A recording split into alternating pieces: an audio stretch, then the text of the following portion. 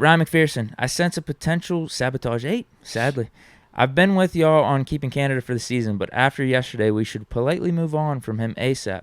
Screens to Gentry. Yes, I didn't like that one. Yeah, there's always like 2 or 3 play calls. I'm like, what are you doing? Why the flea flicker? Why the screen to Gentry right in front of you? But think about it in this context. Why the flea flicker? It was set up right after the big pass to George Pickett. So most of the time, defensively, when you give up a big play in the air, you know what you're thinking the next play is? A run. You're thinking they're going to come back and try to hit you with something because you're going past coverage. So you try to go flea flicker. It's a gimmick. And, hey, what do we know about gimmick plays? You hate them when they don't work, but if it would have worked, we would have been over here crowning them. That's the reality of it. We all do it. We're all guilty of it. That's the truth. If that flea flicker works and it's a touchdown pass for 40 yards, we over here like, bro, that's aggressive. That's crazy, man. Canada cooking up. But because it doesn't work, we're pissed about it, right? It is what it is. But in terms of the screen to Gentry or the little flea flicker like shuffle pass, some of that stuff, man, like I said, you're just rolling through. You're going through the call decks of, hey, I got to call this. I got to get this look up here because that's going to set up something else. If I can just show this. So even though it's not productive, it's the look because every play is not designed to be a home run play. We hate the jet sweep, but that's still one of our most productive run plays. Even yesterday when Steven Sims got tackled, that was probably, one time out of the last 5 times we run got it. a first down. Absolutely. So it's like we hate the jet sweep. We always complain about the jet sweep, but it's still a very consistent, productive play. So and we're doing it a little less. But it's all about how we feel about it at times, and that's why we get this sense of, man, I'm tired of seeing the same thing. I'm tired of feeling like this. But we can still point to the productivity that's associated with it. Yes, we can highlight a negative play here or there, sure.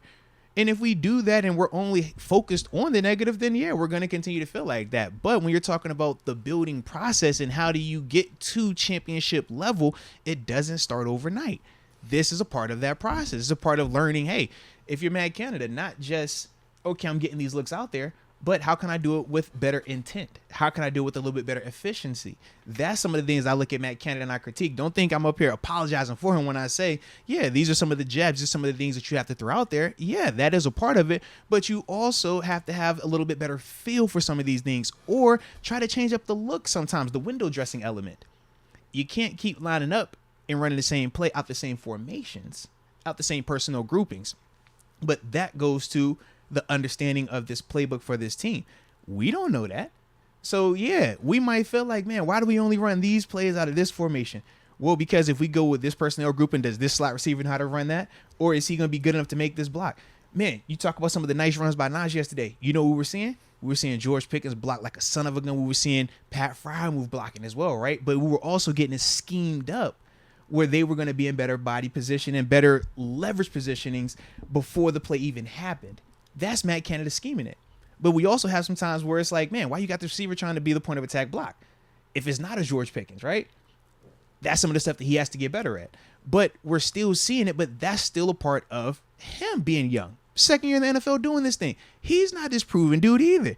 So when we look at this offense and we keep asking ourselves, why is it so up and down, or we feel like we're getting better, but we have halves like that second half was, it's a reason. When you talk about all of the youth associated with this offense, coaching down to the players, there isn't a lot of we can hang our hat on this. We know this concept is always going to work because we don't have a coordinator that's that proven just yet.